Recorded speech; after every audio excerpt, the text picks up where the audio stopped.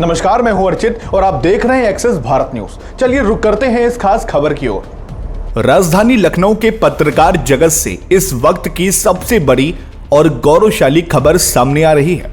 उत्तर प्रदेश मान्यता प्राप्त संवाददाता समिति पुनर्गठित के चुनाव संपन्न हो चुके हैं।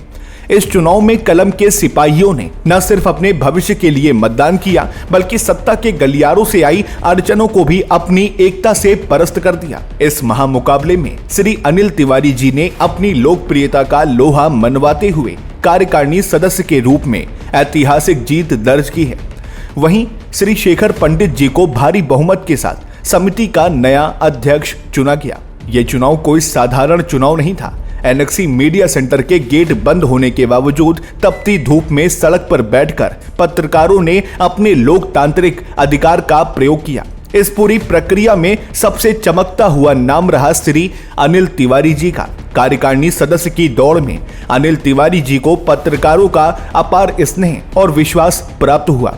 उन्हें 95 वोट मिले, जो उनकी कर्मठता और पत्रकार हितों के प्रति उनके समर्पण का प्रमाण है।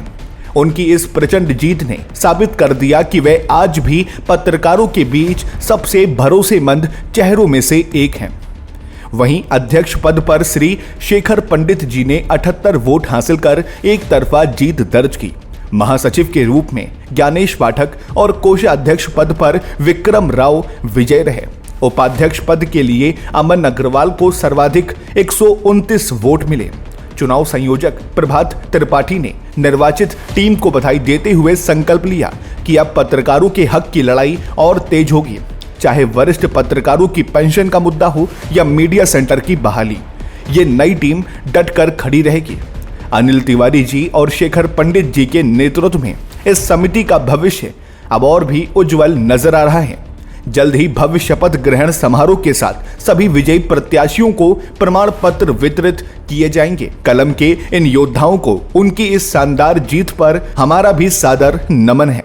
7 लोग व्यवहार कर रहे हैं, क्या उचित है? सर, आप तो स्वयं एक पत्रकार हैं और पत्रकारों की दशा आप देख सकते हैं। एक परमिशन हुई थी और एक बड़े अधिकारी ने दिया, प्रमुख सचिव लेवल के अधिकारी ने दिया था। कल 7 बजे तक पूरी व्यवस्थापक, पूरे बड़े बड़े अधिकारी, सीओ रैंक के अधिकारी तक आए थे, लेकिन अचानक रात में 11 बजे ये क्या हो रहा है, किसके दबाव में हो रहा है, ये तो अब जांच का विषय है। या तो प्रमुख सचिव साहब जाने, सूचना के लोग बार बार नाम ले रहे हैं हेमंत तिवारी का कि उनके दबाव में प्रशासन आ गया है, क्या है, कैसा है। आज देखिए सर, एक मुख्यालय मान्यता का पत्रकार रोड पे बैठ के पत्रकारों की हक के लिए चुनाव करवा रहा है। अब इससे ज्यादा दुर्दशा और क्या होगी पत्रकारों की, आप सोच सकते हैं। क्या प्रशासन और शासन के लोग पत्रकारों से डर गए क्या आज के चुनाव को लेकर? नहीं, पत्रकारों से शासन प्रशासन डर गया नहीं डर गया ये मैं नहीं जानता हूँ। पत्रकार से कहाँ डरता है प्रशासन?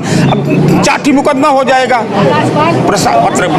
किसी भी पत्रकार से प्रशासन नहीं डर रहा है, ठीक है। हाँ, मैं इतना जरूर कहूँगा, माननीय मुख्यमंत्री से मेरी एक अपील है कि वो न्याय संगत हैं, न्यायप्रिय हैं, तो वो एक बार पत्रकारों के विषय में सोचें। और जिस तरह से प्रशासन फिर भी लगा हुआ है, इंस्पेक्टर साहब लगे हैं, सीओ साहब लगे हैं, फिर भी ये लोग बड़े उससे इनको आदेश है, अपने आप कर रहे हैं, लेकिन फिर भी सहयोग कर रहे हैं यहाँ बाहर रोड पे। आज का जिस तरीके का चुनाव हो रहा है, क्या आपने इस तरह का चुनाव कभी नहीं देखा, कभी नहीं देखा था। आज 22 सालों की पत्रकारिता में कभी ऐसा न चुनाव देखा है, न ऐसे मतदान किया है, और न कभी भविष्य में ऐसी मैं उम्मीद करूंगा। लेकिन आज जो भी हो रहा है, ये पत्रकारों के लिए इससे ज्यादा काला दिन और कोई नहीं हो सकता है। आज का ये चुनाव एक नजीर है।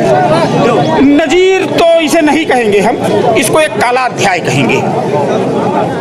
ये नजीर नहीं कहेंगे। आज पत्रकार रोड पे अपने हक के लिए लड़ रहा है, तो ये नजीर नहीं बन सकता है, ये काला अध्याय जुड़ेगा आज। और ये लिखा जाएगा कि पत्रकार जो है अपने हक के लिए रोड पे बैठ के चुनाव करवा रहा है, ठीक है। इसको नजीर कहाँ से कहेंगे? अरे एक छोटी सी जगह कहीं दे दी जाती तो इसको नजीर कहाँ से कहेंगे आप? ये नजीर तो बिल्कुल इसको कह नहीं सकते हैं। बाकी सर है हमारे, इस पर कुछ बोलना चाहेंगे?